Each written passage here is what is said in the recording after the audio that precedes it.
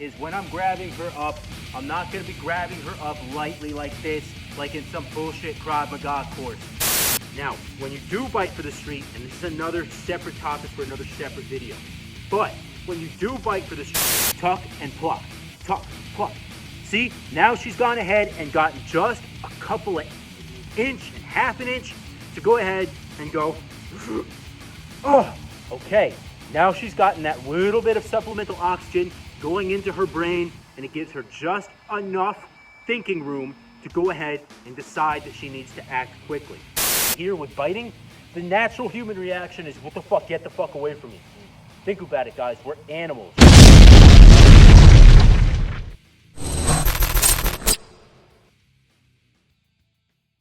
What's up, guys? So today we're going to be talking about tactical pens, and specifically how to deploy these tactical pens. There's a few things that we need to talk about first. Let's get out of the way the misconception of a tactical pen. You don't need, per se, to go out and buy a $50 freaking tactical pen. You don't need to do that. What you do need to be aware of is a few different kinds of pens every day that we can carry around that are good or bad for our self-defense applications. So the first thing I want to touch on is like these typical ballpoint pens. It's freaking flimsy. Could it get the job done? Absolutely. But would it probably break if you were actually shoving it into somebody? Yeah. So let's get rid of that. Now we go here. There's a little more sturdy, a little more pointed. And by the way, these pens, the tips are as sharp or sharper in some cases than a dog's tooth. So you really want to start thinking about this for self-defense applications. It doesn't take shit to go ahead and take out a pen from your pocket and utilize it in the right way. Whereas if you were to go ahead and take out a knife from your pocket and utilize it, you more than likely would be doing a little time behind bars. Then you'd really get your fighting experience in. We don't want that. So what we want to do is be aware of the pen. I don't know what happened. I brought it out and I jabbed it into him and I was just so afraid. That's the type of thing we're going for. But the thing is with this, right? We got to realize that we bring this out of our pocket. It would typically clip in somewhere on our body like this, right? Number one, you probably don't want it right next to your knife, so you pull your knife instead just out of stress and fear. You don't want that. So separate them or whatever, or don't carry a knife. I don't care. But when we take this bad boy out, probably what's going to happen is we're so stressed out and the confrontation's happening that maybe we start jabbing it with the cap on, right? You don't have time necessarily to say, back off, terrorist, let me take the cap off my pen, let's tango. So, pens with caps on them, get them out of here. We don't want it. Now, let's go ahead here. What about carrying the pen without the cap on it? Well, that's fine. You're probably not going to get too much writing use out of it because it's going to dry up eventually, and probably it'll mark up and put ink in your pocket, so you might not want to do that either. Plus, this thing right here, it's so flimsy that, look, it bends. Get it out of here. Now, we're getting into the nice types of pens, something that's solid. We can carry this clicker type around. This one doesn't have a clip on it, so I would throw it away. But if it did have a clip, these are nice. The only thing is, once you click it open and you start jabbing somebody with it, it has the tendency to kind of retract into itself. So what they say is that you want to hold down the clicker while you are fighting with it. The only thing is, this one again, it's a bit flimsy. So what we want to think about is ideally pens like this. A metal sturdy casing. This thing probably won't break apart on us. The only drawback with these are that you have to turn it to take the tip out. So if you're really going for maximum efficiency, maximum penetration, what I would say is if you're carrying a pen like this, dedicated for self-defense, I would go ahead and keep it open in my pocket. Yeah, you know, maybe the ink will get on my inside of my pocket. Do you really care if ink gets on the inside of your jeans pocket? Now, if this is a nice Brioni suit or something like that, then you might want to go and spend the extra money on a clicker pen that's also very sturdy and made out of metal in some kind of respect. So whether that's a tactical pen or whether that's an actual, regular like Mont Blanc pen that's got a clicker on it. One thing I'll caution you about with the tactical pens, I've known people that have been going through TSA and things like that, and they've literally gotten these things confiscated from them because certain TSA workers think, oh, it's a weapon, I know it's a weapon, I'll take it. They have no justification to do it, but they will do it. They will confiscate it. So you spend $50 or whatever, however much, even like 60, 70, 80 bucks on your ultra mega death tactical pen, and they take it away, and then you're just shit out of luck.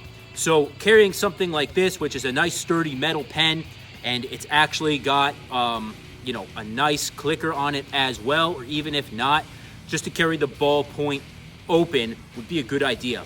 Now, even if the ballpoint is not open, is it still going to work for what you need? Yeah, it'll do its job, especially if you're going down like we're going to demonstrate here. I'm going to bring in my assistant, and we're going to demonstrate working patterns on soft tissue. Here, you know, things like this, and we'll show you guys what I mean. So will it work? Sure. But will it be more efficient with the pen ballpoint out? Yes, absolutely. So with all this in mind, guys, let's jump into it and let's check this out, and I'll show you some good patterns on a hot female assistant here. Boom! What's up, guys? So now we're going to bring in my assistant here, and we're going to demonstrate a really viable technique for going ahead and breaking a choke utilizing your defensive pen. So this is going to be really simple. The first thing we've got to think about here is when I'm grabbing her up, I'm not going to be grabbing her up lightly like this, like in some bullshit Krav Maga course. Generally speaking, what a throat grab is going to look like is an extremely volatile and violent and angry thing. It's some guy who's high out of his mind on whatever type of drug or drunk as shit. He wants to beat the fuck out of his girl or whatever, or, you know, get a victim and drag them somewhere or something. So it's not going to be like this where I'm standing here and letting her attack my arm. It's generally going to be something like, and I go in, I hit, and I grab the back of the head aggressively like this. Something like that. You know, there could be a hair grab where you grab the hair and hit the face, get in there, and it's going to be really violent, really sudden, and it's going to leave you really stunned. It's not going to be like this. Generally never. It could be, but generally never. It's going to be something like this. And you really stun them. Maybe you even hit them a little bit, take them, really violent and aggressive. And for a lovely young lady like this, it's going to be a lot to deal with up front. So you have to train these techniques. You've got to practice these. Now, I'm utilizing this for an example of a female. Guys, it's going to be the same thing for you. It's going to be violent, it's going to be aggressive, and it's generally going to be done by surprise. I'm talking, hey, what the fuck is going on? Why did you cut me off? And then you've got to train from there. So it's always about training from the point of, I just got hit in the face, I'm getting choked and I can't breathe, now what the heck do I do? So that's what we're focusing on here. And we're going to come a little bit closer to the camera so you guys can get a good view of what's going on here. We're going to change positions so that you can get a great view, and I'm going to demonstrate point A to B. However, we're going to start point A is she's gotten grabbed up by surprise, and now what the fuck do we do? So move over here a little bit, please, and thank you. We're going to come. I just hit her in the face. Now I've grabbed her up aggressively. What she's going to want to do immediately is go ahead and focus on breaking this choke. Now, she's not going to be able to break this choke completely off of her. That's myth. That's bullshit. What's generally going to happen is she's going to want to get a little bit of wiggle room and space to just take a quick panic breath. Now, when this happens, she's going to go ahead and be, and she's going to lose air, just due to the nature of all the adrenaline running through her. So what she needs to do is focus on tucking her chin as much as she can and trying to wiggle her chin as much as she can down into the choke. And it's not really going to be possible with just tucking the chin. So what she's going to want to do next is attack this arm. Now, generally when I talk about chokes, the natural human reaction is when I start choking her, is she's going to want to do what? Is back up and get away from it. And that's why a lot of street thugs and criminals, and even guys like us, protectors, have figured out that if you go ahead and put your hand behind the neck in a tie clench or a necktie type of thing, then you're going to have a lot more success because there's no room for them to go back. And you can press here and pull here while you apply pressure here, thusly making the choke really solid. The more and the longer I choke, the more difficult it's going to be. Now, if I were to go ahead and start choking her with a C-clamp position here, I could literally start breaking down her esophagus. It's a life or death issue at this point. So when I say go ahead and utilize your pen, I'm not a lawyer and I'm not a doctor, and I don't ever recommend that you do anything, and I always recommend that you follow your local laws and use of force continuums. But with that in mind, at this point, I could kill her. So it's a life and death struggle, and she's got to realize this while you're training. You have to realize that we're training for a life or death situation. It's not going to be all of this, cha-cha-cha. It's going to be savage and brutal and life or death. So at this point, I've hit her. She's stunned. She's upset. She's afraid. She's going to immediately want to start tucking that chin and plucking this hand. She's only literally plucking it, and we're going to move a little bit closer. She's only literally plucking it enough to take a panic breath. Let's just take that hair and put it behind your ear so the gentleman can see, and ladies, boom. Tuck and pluck. Tuck, pluck. See, now she's gone ahead and gotten just a couple of inch and half an inch to go ahead and go, oh, okay. Now she's gotten that little bit of supplemental oxygen going into her brain, and it gives her just enough thinking room to go ahead and decide that she needs to act quickly. So she tucks, she plucks. Okay, she's not going to be able to get my arm off of her. Scientifically speaking, natural human reaction, grab my throat, please. Whenever she grabs my throat, my natural reaction is to try to attack it and move it away. And I've done videos before where I say, yes, you need to tuck and pluck. Go ahead. You need to tuck and pluck to get that panic breath. But as soon as you go ahead and do that, don't try to rip this off, because I, in real life, if I was a violent, drugged out street dog, I'm not going to let her take my hand away. I'm going to keep pressing here and pulling here while I press here and even tuck and pluck as hard as you can. I'm not going to let her happen. I'm just not. I'm going to throw a knee. I'm going to go ahead and headbutt. I'm going to go ahead and do something to stun her enough where she can't pluck anymore. So at that point, she really needs to go ahead and start getting violent. So again, grab my throat. I tuck, I pluck. I immediately throw something as a distraction. Now, this is just what it is. It's a distraction. It's not meant for an actual knockout stun or anything. You've seen a lot of Krav Maga bullshit courses.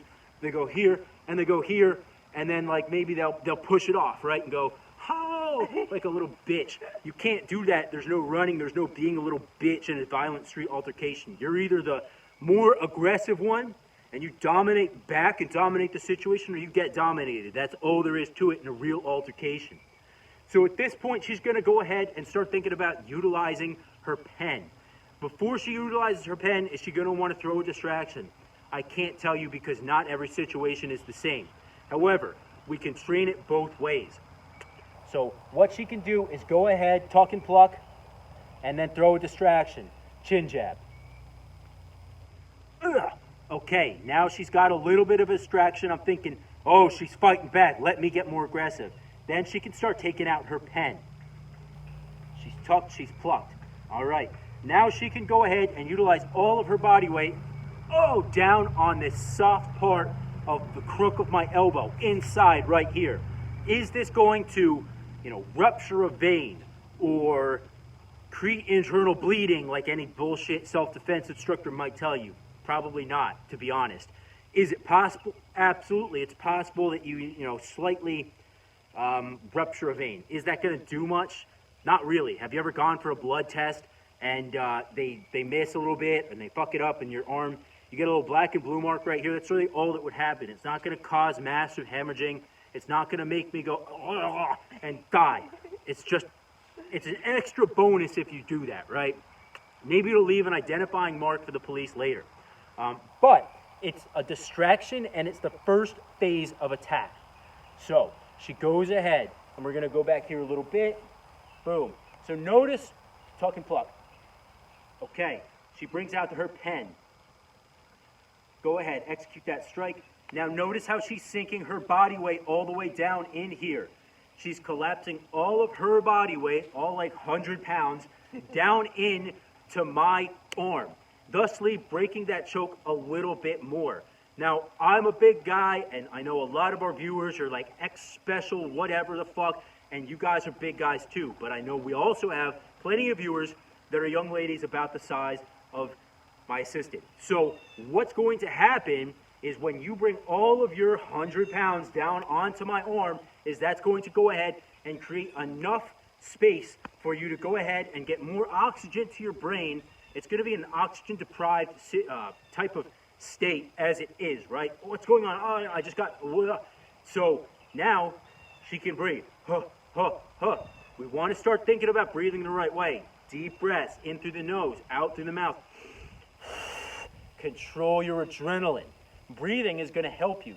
Not that's going to make it worse, but the only way to help and train for this is while you're training to breathe the right way. You see a boxer throwing out jabs, those are terrible jabs, but you know, like that. Every time he throws, he breathes. That's controlling his breathing.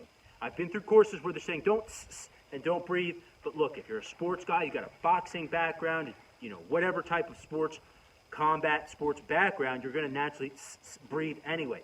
Weightlifting, same thing. So you want to go ahead and breathe. Now, the only way you're going to be able to go ahead and get those breaths is, again, talking block. Breathe, take that panic breath. Okay, now go ahead, take the pen out, execute that strike, body weight. Boom! Now, if you'll notice where my hand is, it's all the way down here. Is this a guaranteed thing every single time? No, but it's better than nothing. So now what she's going to do is turn over her hand. Boom, notice her knuckles are to my face. Now what she's going to do is all it's going to be is into the throat. Here's where the cool guy shit comes in, guys. So it's into my throat. Hopefully she gets some kind of penetrating strike. How far back is she going to be able to penetrate? Well, I'm not a doctor, but I do know from EMT school that this is soft tissue in here. So the chances of you being able to penetrate are greater than if you come into the chest muscle per se. That's going to piss me off. This is also going to piss me off, but this is really going to start naturally, human reaction-wise, really kind of getting in my head, because generally when we talk about biting for the streets, right? One thing about biting for the streets is I could be choking her and she could bite my arm. Go ahead. And that pisses me off. I grab her hair, I sink the choke even deeper. But let's say she breaks out of that choke and she bites at my neck right here. Notice right there, and that was a little bit of a staged reaction, but not really. Whenever I go for someone's inner throat right here, well, she's my girlfriend, so it's not really the same. But at the same point, whenever we go ahead and attack someone's throat right here with biting, the natural human reaction is, what the fuck, get the fuck away from me. Think about it, guys. We're animals, right? Yeah, we're highly advanced, civilized animals, but we're animals. So the animal instinct is whenever another animal goes for another animal's throat, that's a kill shot right there. You're going to kill somebody if you bite out their throat. Do I recommend it? No. I don't recommend biting for the street because you can contract disease that way, frankly speaking. Now, when you do bite for the street, and this is another separate topic for another separate video, but when you do bite for the street, unless you have open sores and lesions in your mouth, you have a better chance of not contracting a disease than contracting a disease if you have like a cut in your mouth or something like that. So is it safe? No, absolutely not. But is it a last-ditch resort thing to do? Yes. And besides, even if they've got Hep C or like whatever the fuck typical criminals will have, you've got a better shot of then being able to get medical treatment for that disease than letting them choke you to death and rape you to death, right? So you don't want to do that. You want to fight and come out on top. So biting is a viable option, but I don't recommend it if you can avoid it. But that's how it is done. So if you bite someone at their throat, typically what it is going to be like, it's, oh shit, and they'll give you some type of a reaction where they're backing up, making space, then you can exploit that. Same thing when it comes for the pen. If she's going to be going ahead and throwing that pen in my throat, I'm going to go ahead, maybe I'll release, maybe I'll stop it, but at least she's got kind of the upper hand here. Now notice she's got this hand available, shove it into my nose, shove it in, and then she can come here, and even if I'm trying to stop it, she can still push it in. Now take this hand and push this in, push, push, push. Now, once she's gone ahead and got some type of penetration going here, even if she doesn't, she can still push, and just wiggle. So, as we all know, same thing from like knife fighting. The really rude, screwy type of thing to do is you take out your knife, you plug it in someone, and you twist and turn, right? It opens up that wound. Same type of deal here. This is nasty stuff, guys. I don't recommend doing this if your life's not immediately in danger or the life of your loved ones. However, as I said before, if it comes to this, then I want you to be thinking about being as brutal as humanly possible. Because you don't know, maybe I'm one guy attacking you, but I've got my buddy right behind me. You need to deal with me quickly in order to deal with him even quicker, right? So you need to be as brutal as humanly possible, and that comes from attacking soft tissue areas, the center line of the throat, the eyes, the ears. Now another thing that she's going to do is we'll do this pattern again. Now, you're going to tuck and pluck. Tuck, pluck. Okay, she's got that panic breath. She's going to come down into the soft tissue of the inner arm. Boom, sink her whole body weight down. Now she's down here. She's going to turn it all the way up. And she almost got me good there. All the way up and in. Boom. And now, what the fuck is this? I'm going to get it away. What she can do is go ahead and rake at the eyes with this hand. Yeah? Rake at the eyes with the fingertips.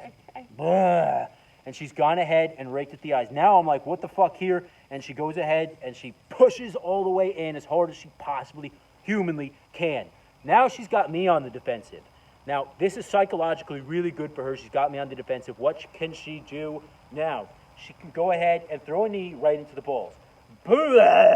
Now she can go ahead and maybe you want to push me away. So she can push at my face, push me away, and start to run away at that point if she's got egress room, right? So a wide open field like this, sure, she could run the fuck away. She's probably faster than me anyway. I've been lifting a lot of weights recently and not doing a lot of cardio. So she could probably get away. Now, if this was like an alleyway, her back's up against the wall, there's two more guys behind me, she's going to have to finish the fight.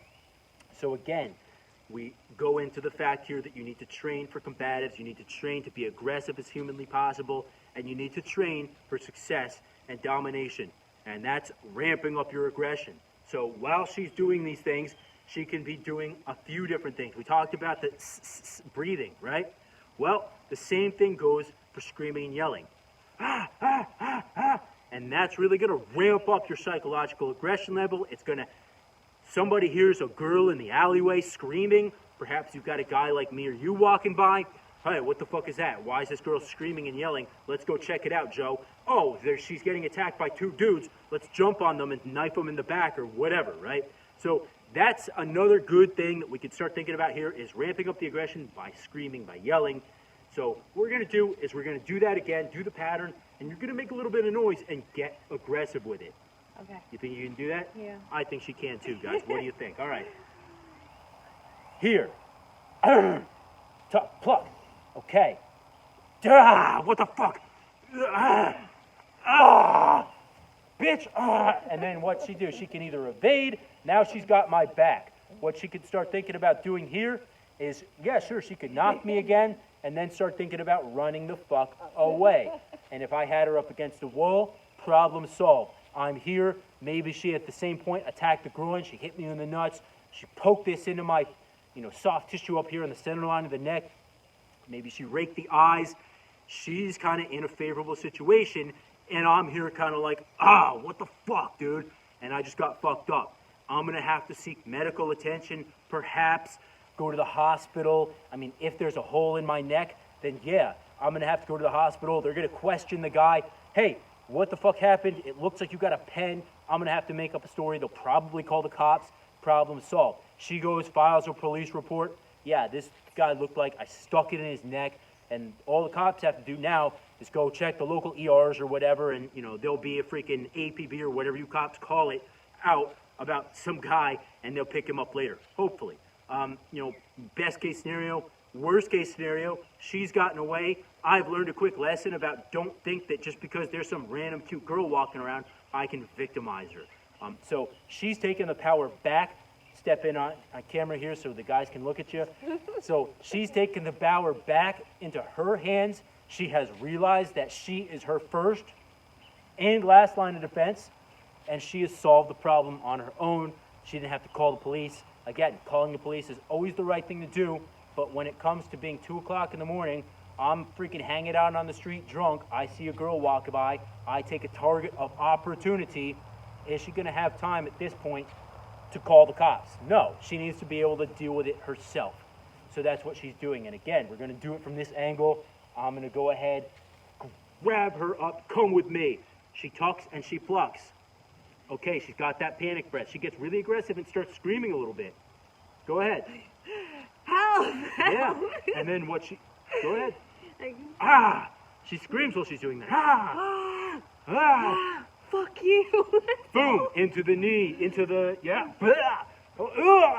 And then what she do, she gets aggressive. She's going into me. She's going to take her hand here, press it. Go ahead, make a noise. Ah! And then she goes ahead, rakes the eyes, rakes the eyes. Yeah, go ahead, like say. Oh, okay. Ah! And she gets aggressive, throw another groin strike, boom! She pushes me away, makes a little bit of space. We went a little bit off camera, that's fine, and she runs the fuck away. Okay, problem solved, guys. I think you get the idea. So let's talk a little bit about some other soft tissue points that we can attack here. Now, we can start thinking about a few places on the human body that is going to be viable for us to strike. Clavicles, right? And the leaner a person is, the more protruding of the clavicles that you're going to see. You can see her clavicles quite nicely here. You can see on here my clavicles quite nicely. And kind of the more jacked a person is, kind of the more clavicle will protrude and the more lean. So what we want to do is start thinking about inside the clavicles here. Now, if we're talking about knife strikes here, this is one area that they say to attack. And if you're able to, on the left side of the human body, put the knife down into the ventricle, you could start cutting and attacking vital areas, and if it's a big enough knife, attack the heart, right? So I'm not giving away like freaking killer information on knife fighting here on this channel sometimes, but if you're lucky, you can catch it. But at this point, I'm simply talking about the pen. Now, what we can do is, there's a thing in Chinese martial art called the Chinda. I think it's Chinda, and it's pressure point attacks. One of the things that we can do is press here on the clavicle and attack it like that. And if you see right there, she goes, oh, from me pressing with my 2 fingers down into her clavicle. And I'm going to let her do it to me now. So it's right up in here on the inside. And press, harder, whoa. And you can see there that I've had this done a million times, and I'm still kind of giving that buckle reaction where it does not feel good. Now, is this the type of pressure point that we can go ahead and go, ha-cha, and they'll drop to the ground? There's no such thing, guys. I wish there was. But if there was, you'd see UFC fighters doing that and winning matches. It just doesn't exist. But when you go ahead and utilize that in the right way, if I'm choking you, I'm not going to go ahead and try to utilize that pressure point technique, the chin daw into the thing. I would just get upset and crush her throat. But if she goes ahead and takes out the pen and does it, and don't really do it too hard because you'll penetrate, but go ahead and keep your thumb and then boom, she presses down here. Okay, she presses down on that pressure point. Oh, it's really going to hurt. So again, it's creating space. It's creating a distraction. So she goes ahead and she creates a distraction and pain compliance a little bit by going here. Oh, now she can go ahead and strike. Maybe she strikes into the inner ear with this. And she presses it. And again, same type of thing. We can take the pen into the ear, palm, and depress it like that. Now, that's really nasty shit.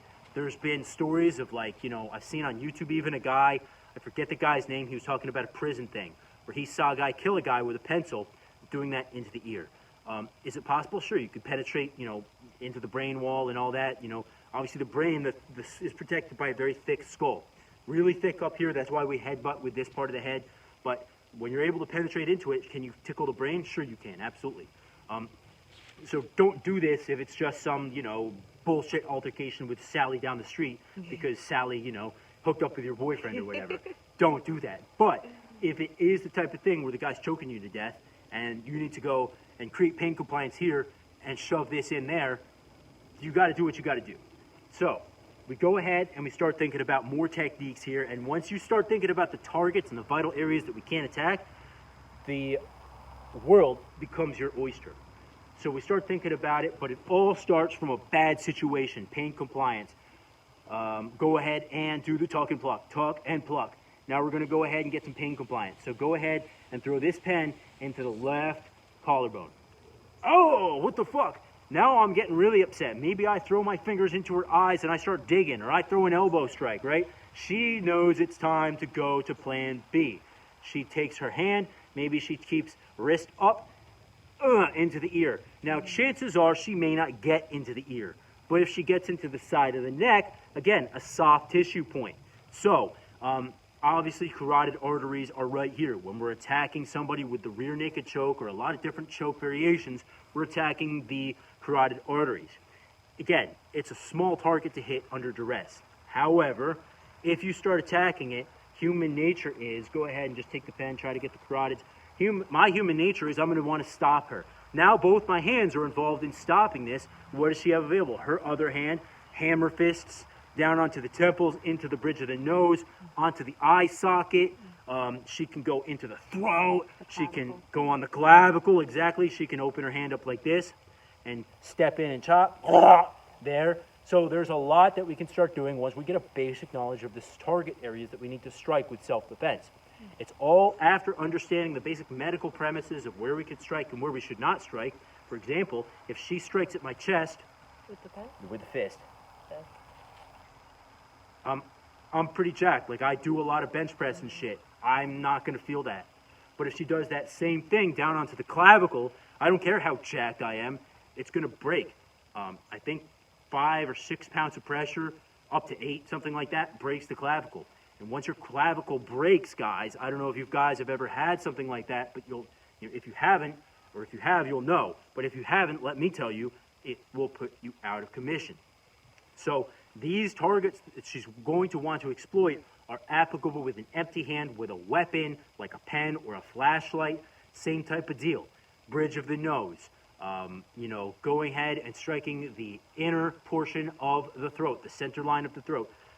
The side of the neck is a viable option, except if I'm like roided out and I've got neck muscles like this, she can go ahead and attack the neck all she wants with her hand, and it's not going to do that much.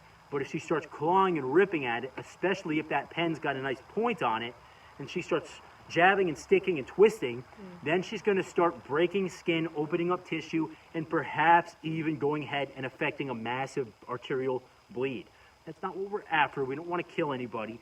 But, again, we want to take them out of the fight, and we want to survive that altercation as best as we can. So let's try that again. We're going to go ahead from a bad situation. We're always training this from a bad situation, and we're going to go ahead and create more favor for ourselves from there. So, here, tuck and pluck. Okay, now what? Attack. So you can attack the side of the neck. You can go ahead and start to attack down into the clavicles. Boom, boom, boom. You can go ahead and start going into the eye. Boom, and into the ear. And the nice thing about going into the neck and the ear is they're right next to each other. The clavicle, the neck, the ear, the throat, the eyes, they're all within this little target area. So if you miss one, strike at the other. And that's kind of what we're thinking about here. If we miss one, we strike at the other. If he blocks that, we strike at the other. And chances are you're going to be able to get through to a number of them in a really short succession in a short amount of time. And that's what we're looking for here, is to ramp up the aggression, ramp up the violence in a short period of time, be able to hit as many soft targets as we possibly can, exploit them, get away. And, obviously, we don't want them to be able to chase after us. So if we exploit as many soft targets as we can, do as much medical damage as we possibly can, chances of him going ahead and running after us are, I won't say slim to none, but the odds get stacked in our favor a lot more. So we're going to do it one more time. We're going to throw all of the strikes that we know all together.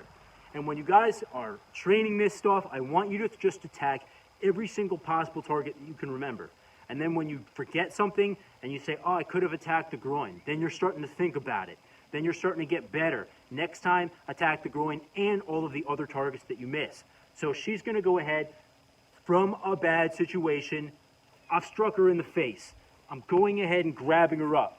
Maybe I'm getting really aggressive with it, and she goes ahead and attacks every single target of opportunity that she can. What the fuck? And here, now I've got her wrist, and she's not able to do anything now. Maybe I'm striking her in the face and grabbing the pen up, and I'm attacking her weapon now. Well, what does she need to do? Maybe attack the groin? Boom! Maybe go ahead and attack. Sure, she can do that, or she can go ahead and make a full force multiplier here. There we go. And start thinking about that. So if you notice, she forgot to attack the groin. Next time if I have her do this, she's going to remember, okay, wait, I can attack the groin. I can throw this here. I can go ahead and force multiply and make that work. Even if he's grabbing it and he's stronger, I can go ahead and overwhelm those muscles, even slightly, to go ahead and turn the odds in my favor. So one more last time, bad situation. She goes ahead, and she goes here and attack the groin. Remember that. And you may, guys, if you're training a girlfriend or something, you're going to have to really reiterate to them a lot. Attack this, attack this, attack this, attack this. But one day it'll be in their head well enough that they can go ahead and remember every single time, knee to the groin, knee to the groin, knee to the groin, knee to the groin, knee to the groin. That's why you see in Krav Maga, they go ahead and have them attack the punching bags and the bags and whatever so much. Knee, knee, knee. After like 10,000 knees, they're going to start to remember, maybe not under duress, but they're going to start to remember to go ahead and attack. So we've been training a lot, and we're going to continue to train a lot, and we're going to get you to the point where you're able to dominate a bad situation really rapidly. And that's the only thing, is you've got to keep training, keep going, and never stop remembering to survive and fight and thrive through anything, guys. So I appreciate you watching here. I'm going to go ahead and give my partner the salute and end it there. But guys, please remember, until next time, let's say it together. Okay. You are your first and last line of defense. All right, guys, thanks for watching.